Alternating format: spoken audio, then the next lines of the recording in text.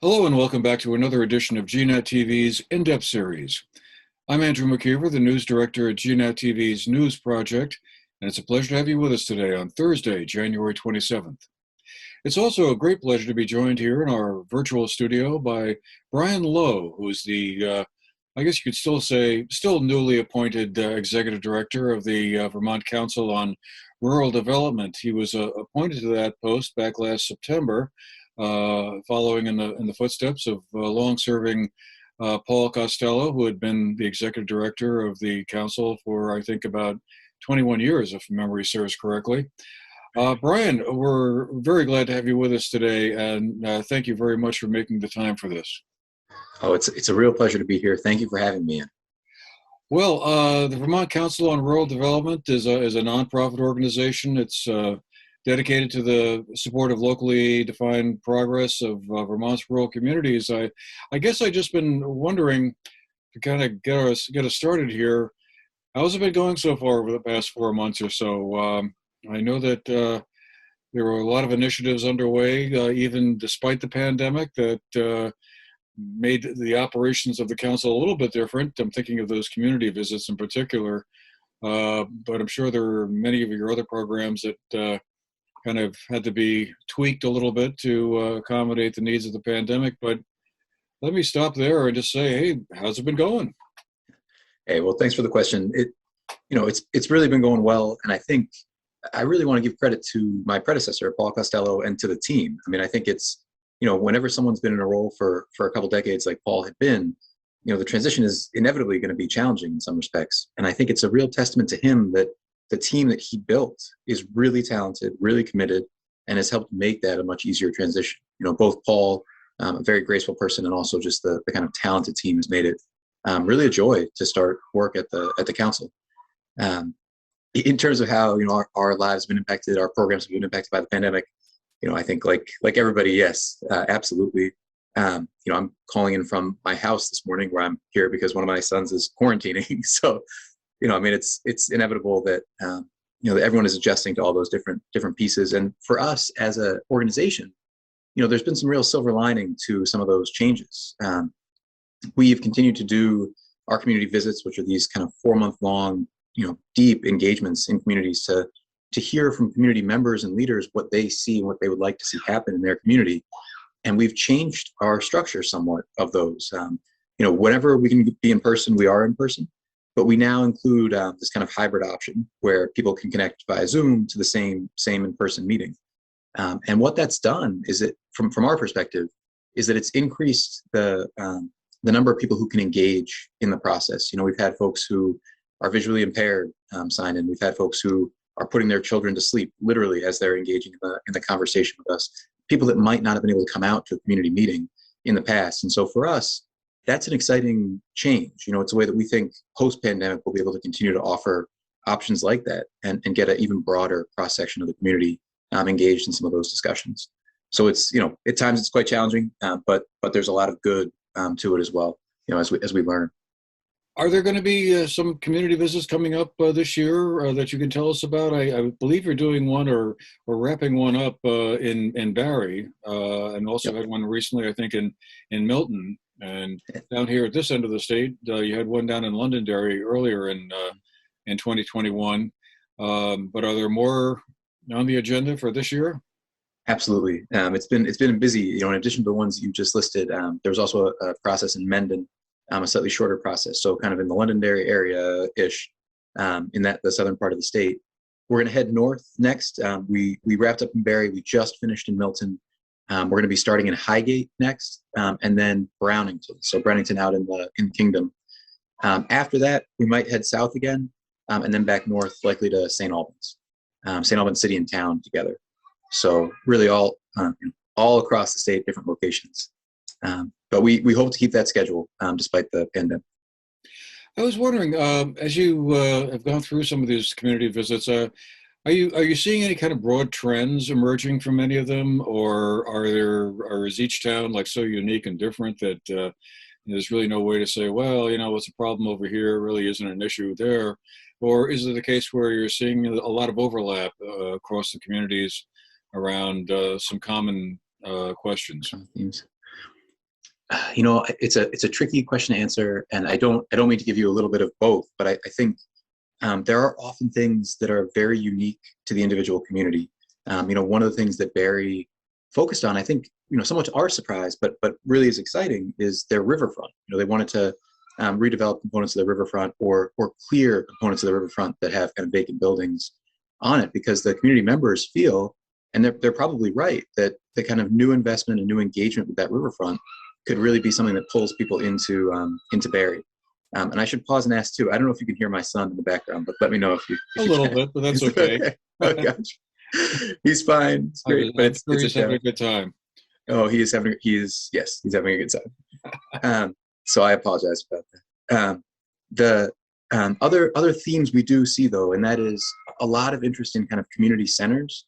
The precise definition of what that means can vary community to community, but that kind of need for local infrastructure, local spaces to gather, is something that really does seem to transcend town lines. There does seem to be a kind of consistent need or interest in some kind of downtown gathering space or community civic space that complements what happens in the local government. Interesting. Well, one of the big projects the council had underway last year, I'm sure still going forward now, was the whole proposition for the future of Vermont. What role will the council be playing in trying to move to the next step on that? A great question. And yes, it is an audacious project in some ways, but also a really inspiring project. The kind of fundamental concept being that by engaging thousands of Vermonters over the course of a couple of years, really focusing on them since last spring, as you noted, the council has a clear sense of kind of 10 areas where there's strong consensus across the state on areas where there's room for improvement, right? That we could maybe shift the trajectory of the state modestly now to have a much better outcome kind of by mid-century. And, how do you translate from that abstract collection of concepts into concrete ideas? And that's where I think really, it's a credit to Paul Costello's leadership and the team's leadership. That's where for years, as a bridge between those kind of abstract and concrete worlds, the council has really excelled at creating space for leaders to step forward and help shape that future. The council's role really is as a facilitator, right? We want to help create and hold that space for folks to have that discussion. So what we've done is we've compiled or gathered really a group of experts from across the state. There's about 20 different leaders, very different in terms of age, background, kind of name recognition, but all committed to the state's future. And we have them gathered in what's called this action team. Names that folks might know, like Neil Lunderville, who runs the Vermont Gas Systems, or Mary McClure, who runs Green Mountain Power. Folks who might not be as well known, Lakia Gillespie, Rutland area NAACP and kind of a health leader in that space. Tyler Mesha from Central Vermont. Just different people with different backgrounds, different perspectives, gathering together to try and think, how can we translate these specific actions into something concrete? And so to take it from the abstract to give you something to react to that's more solid, on broadband, for example, one of the things the team has really pushed us to help do is think about not the actual build out, not the actual broadband infrastructure build out, which is well underway and has lots of force and effort and funding behind it, but to think instead about equity and access and how you leverage that new infrastructure in a community that may not have had broadband access before. What does that do to the civic fabric of the community? And so we've got a major convening later this month with a number of different partners that, to our knowledge, don't interact in the space yet, but to start thinking creatively about what will this broadband build out do? How will it change our communities? And how can we help get ahead of that change in a positive way from an access perspective and from a civic impact perspective? So that's an example of where I think the proposition is, it is a more abstract project, but it does translate into kind of concrete actions. And so, this team is working in that space. They're working really at the intersection of climate change and working lands, which is an area that really rang through in the feedback we got from Vermonters in the proposition outreach. They're also looking at education, the education system, and they have been active on the childcare front, as you mentioned before as well. Just, it's really about a system change. I think, I'm biased. I have young children. I'm living it today. It's a real challenge without childcare. And the way that system is set up, it's a real challenge for teachers to be paid a reasonable wage. It's hard for centers to stay open right now. If you lose even a teacher or two, it can really set you back. And so focusing on those kind of system change areas where new thinking or new approaches could really help improve outcomes for people in the state. I imagine you're probably pressing those points with members of the state legislature as well. Do you, we're at such an interesting moment in the state's history with all the federal dollars that have been received by the state, the ARPA funding and what have you.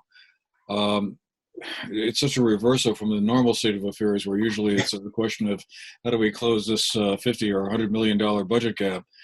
I guess I just wondered, given that context with money being less of an issue, I won't say it's not an issue at all, but less than it has been in the past to try and make progress on some of these goals.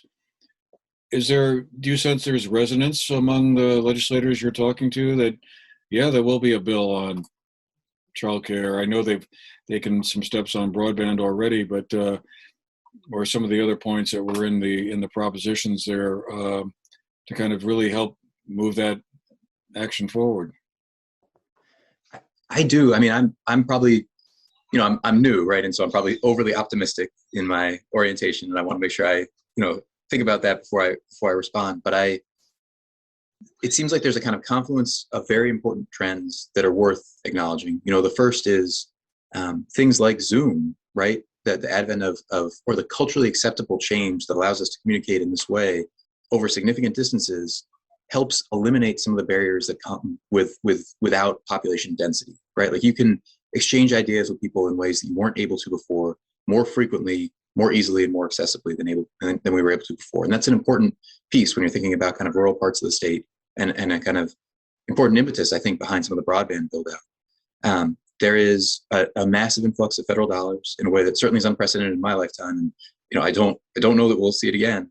And that, what's important from our perspective about that, from a VCRD perspective, is we want to make sure we're helping create as much space as we can for the useful and creative investment of those dollars, right? Like sometimes in some of the larger municipalities like Burlington, there are very strict regulations about how that money can be spent. For some smaller municipalities, thanks to some recent rulings by the U.S. Treasury Department, there's actually much more flexibility now in how those funds can be spent. And so we want to make sure that there isn't a kind of rush to spend those things, that people pause, take stock, and think about what kind of transformative investments could happen at the local level, outside the legislature, but at the local level to help improve local capacity, address local needs and communities. And then, that third piece that we were talking about, or that I mentioned at the very beginning, just that kind of observation that VCRD has had for a long time about the need to do whatever we can to increase local capacity in communities. Communities often know exactly what it is they need. And so helping empower and engage local leaders to step forward and kind of define that feels like the third major trend. And those things could interact in very positive ways. So it is an exciting time to be engaged in this work. As to your final, answering your question directly, there's a lot, and there probably is every year, but there's a lot happening in the legislature around these areas, in broadband, around things like, thinking about our forest enterprises and forest. There's a representative from the kingdom named Catherine Sims, who's quite engaged in a very thoughtful approach to how do we think about and manage forest land in Vermont in a different way that allows for outdoor recreation, which can be a major economic development driver for Vermont towns, to kind of forest enterprises. And there's a variety of other examples I could give, but I think there's reasons for optimism. And it does feel like there is, significant change underway at the moment. Well, you mentioned climate there a moment ago, and I just prompted a thought. The Climate Council that was established under that Global Warming Solutions Act from a couple of years ago submitted its report back on December 1st. I guess I just wondered, do you see the council, your council, working closely with the Climate Council around some of those proposals there? Is there any overlap you think there's going to be going on?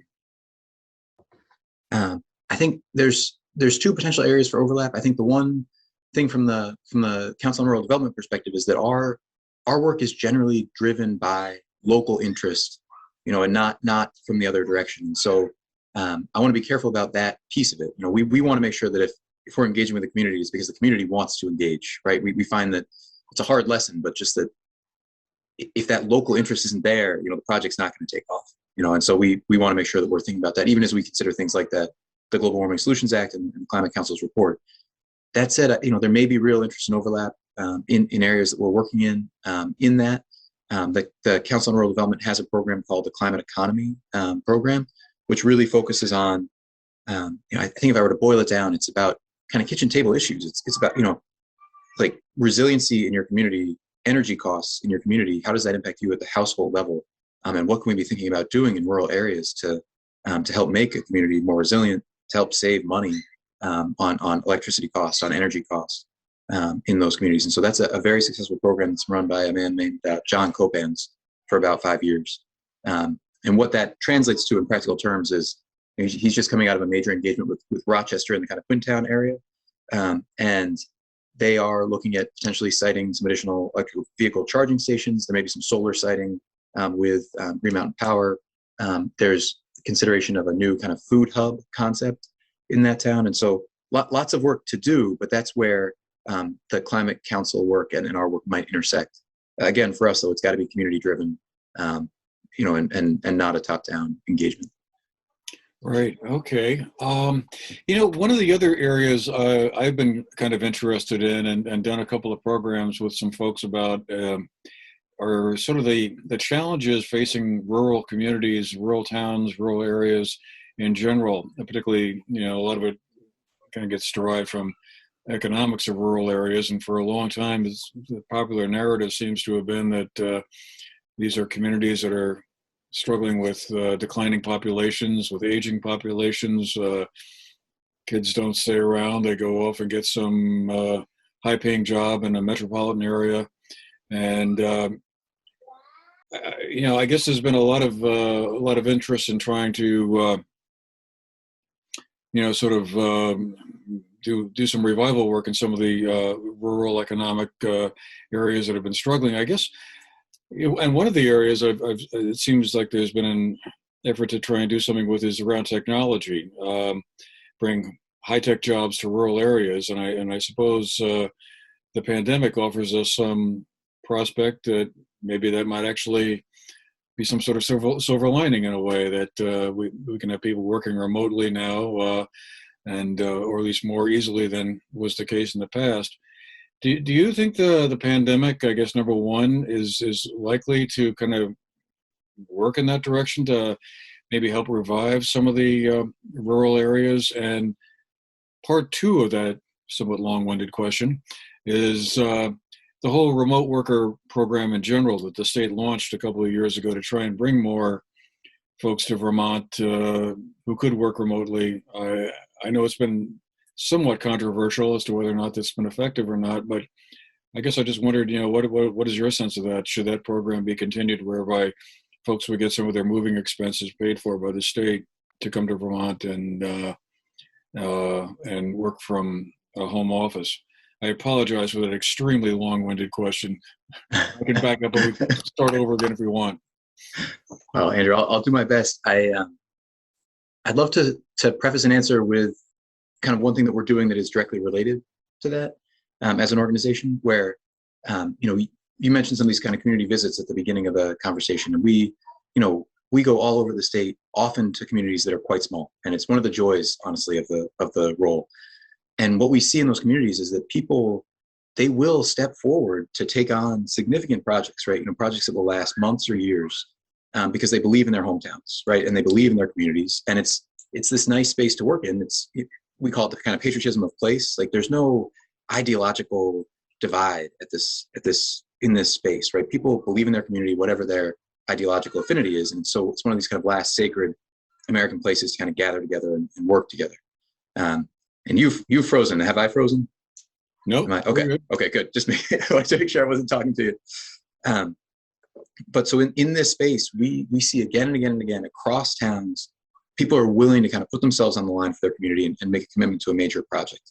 And what we've done in the last year and a half is we now have a kind of trailing grants specialist who stays with those communities after we depart from the community visit and helps those communities kind of secure grants, write grants in the right way, most effective way. And it's really an important change for us. It's helping bring resources into communities in that way. The thing that we're starting to do now that I think gets at some of your question and that I'm really excited about is that we have, running alongside these community visit processes, we have these separate leadership programs that really are about kind of peer-to-peer exchange, idea exchange, kind of trading best practices and learning, and connecting people to different leaders across the state. And so we're going to merge those things. And for those individuals who step forward to serve on these task forces in these communities, to pursue these different projects, we're going to offer these kind of peer-to-peer programs on an optional basis, right? People are busy. We want to respect that. It's only if they're interested in it. We want to make sure the folks who are working on a community center in Milton also are seeing and experiencing what the people in Barrie who are also working on a community center are running into. What are the challenges? What are the solutions? What are the different pieces that make this work together? We think there's real value in building out these kind of social capital networks that are taking on often similar problems across community and help build that local capacity in towns. That's a long wind up to say, yes, like I think remote work is a real thing. I think it's going to be a continuing trend. I feel like I'm living it. I know a lot of people on a personal level who moved to the state, who are in their 30s, who are starting families, who want to come here. And I'm just one person. So if I know, several people who've already done it, I think it's going to be, it does feel to me like part of a broader trend. I think it might be hastened or made more significant by climate change as well. It may not be just the pandemic, but it could be the confluence of those things, bringing people out. And I think those other themes we talked about before of kind of population density, how land use is changing, if you think about renewable energy or meat consumption even, and thinking about the impacts that might have on rural land use. But, it feels like not only a trend that could continue, but also something that we really want to be thinking about. And from our perspective, the best way to think about that is to be empowering these local leaders who live in the communities, who know the communities already, who are encountering different kind of problems and challenges themselves, are solving them already themselves, help kind of build that web and connection to kind of create strong networks for those local leaders who will be leading those communities in the future. Because whether it's new people coming in, a pandemic, economic uncertainty, climate change, like there's no shortage of potential challenges or uncertainty. And our perspective is, given that, what can we do to invest in kind of the local human capital, which is very talented, and help strengthen our communities, particularly our smaller communities, to face these different challenges. So I take it then what you're seeing is a fair amount of civic engagement going on, and I mentioned that because that was part 10 of the proposition is Vermonters must renew civic engagement and strengthen trust, civility, democratic decision-making, and empower young Vermonters. I guess this has been a long-running question around, how well are we doing at civic engagement and whatnot, and the fact that we're having this discussion, a little more than a month before town meeting season kicks into high gear. I guess I just find myself wondering if what you're seeing is that there are, folks stepping forward to run for the select boards in their communities or school boards or are getting involved in their communities, because I know there's been a lot of concern in recent times that folks are too busy, or they just have so many issues going on between work and childcare and finding housing and one thing or another, that it becomes really hard to run for the select board. But you're feeling fairly optimistic that that's going to be okay. I think there's two slightly different questions, and I want to make sure I distinguish between them. One is we really do see kind of healthy, robust civic engagement in these community visit processes, and I recognize that in some ways it's kind of an outlier, right? Like that sometimes, particularly at the national level, political debates are somewhat acrimonious, and kind of positions are predicated on your party affiliation. Independent of the actual topic at hand, you kind of know where you're going to. We just don't see that in these community visits, right? And it's really about, it's really driven, I think, by people's care for their hometown or for the community that they live in, right? I mean, I think in some ways it feels like it's the American frontier right now. I mean, this is the place where people are wanting to make investments and they care about their communities. I think that's somewhat different from, who is running for select board. I think it's related. I do think there's probably a squeeze on folks as they have children, as they manage kind of childcare, 2 jobs, in the household, and all these pieces of whether or not it's possible to really run for some kind of elected office. But I can tell you firsthand of 2 people I know who are running for select board right now, who are in their 20s, who really believe in that kind of civic engagement piece. One in Waterbury, one in Corinth, and so it's not. I think my optimism is anecdotal. I can't give you a kind of statistical analysis of ages and interests, but we really do see a pretty vibrant and robust level of civic engagement at the local level. I do worry that changes as you proceed up to the state and to the national level, and it's not true of all communities, but it certainly seems to be true of many that we work in. Well, we have about a minute or so left, and I just wanted to make sure before we had to run. Did you want to say something about the community visits that are coming up this year, or that you have planned, or is that still too premature at this point to kind of say, well, we'll be going here, we'll be going there, and in June, July, or August, or whatever? Well, I'll give you two quick things. One is we're going to be up in Highgate starting in February, so a couple days. We'll start with forming a steering committee there, and then Brownington a couple months thereafter. Likely we'll head back south and then back up to St. Albans later on in 2022. So a couple sites coming. We've just finished up with Londonderry, Mendon, Bradford, Barry, and Milton. So it's been a busy stretch, and really credit to the team before my arrival. Right? I mean, this is really things that are baked in about a year out. The only other thing I'd say is that one thing that we're really focused on in these coming months is around kind of what's called the Working Lands Enterprise Initiative, which is a very significant project that creates funding for local capacity building in farm and forest enterprises. And those are very hard sectors to work in. They are critical from a supply chain perspective and from a kind of network of food sustainability perspective, which the pandemic has definitely shined a light on. And we're excited that the governor's budget actually has a significant increase up to an annual $1 million appropriation for that fund. And we're looking to increase it significantly with one-time money this year, maybe a one-time $15 million investment into that fund. We've seen it be oversubscribed for years, and we see those investments as pretty transformative, particularly in rural communities. So that's another just closing word, an area that we're very focused on as well. And just one last thought. If a community wanted to have a community visit, how would they go about reaching you to say, hey, how do we get on the list? Well, I would say right now, I mean, the best way to reach out would just be to write me or call me. My email, I can send it to you if that's helpful, but it's Brian, BRIAN, at VT, Victor Tango, rural.org. And we would take it from there. I mean, there is a list of communities that have reached out. And so I can't promise that it would be right away, but it's something that we're always interested in. And again, we only go when we get an invitation from the select board. We don't work for the select board, but we want an invitation to make sure that we are working kind of in coordination with whatever the local governing entity is when we do the community visit. All right. Well, we'll have to leave it there for today. But Brian, thank you again very much for making the time for this conversation. I really appreciate that. Wish you the best of luck in the new role there at the Council on Rural Development, a very, very important organization around the state. And I remember when one of your teams came down to our area here in Manchester. Right. We had a very interesting discussion over a couple of weeks about the future of the town. I think that was back in 2013. And I know there's been a couple of others that have been, there was one in Dorset more recently than that, I think 2019, 2020. And all good stuff. And thanks again. And we'll be seeing you down here again soon, I'm sure. I hope so. Yeah, thank you very much. All right. And thanks to all of you, too, who've been watching with us today. I hope you found our program interesting. And, we'll see you again the next time. So until then, take care, stay healthy, be safe.